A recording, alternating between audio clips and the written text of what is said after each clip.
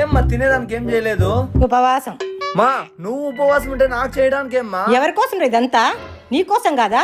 నీ జీవితం బాగుండడం కోసం కదా? ఏం ఒక్కరోజు తిరుపతి ఉండలేవా? రే వచ్చి దండం పెట్టుకుందిరా. రే యాటికిరా? దేవుని ముక్కు నేసినమ్మా. ఈ పండుగ పుట్టు ఒక్క నిమిషం దేవుని ముందు నిలబడలేవా? ఎవరి కోసం రా ఇవన్నీ? నీ జీవితం బాగుండాలనే కదా? ఏం దేవుడి ముందు ఒక్క నిమిషం నిలబడలేవా? మా ఫ్రెండ్స్ బయట పిలుస్తున్నారు, పోయిస్తా. వద్దు. సర్లే లైట్ ఆఫ్ చేయి, పడుకుంటా.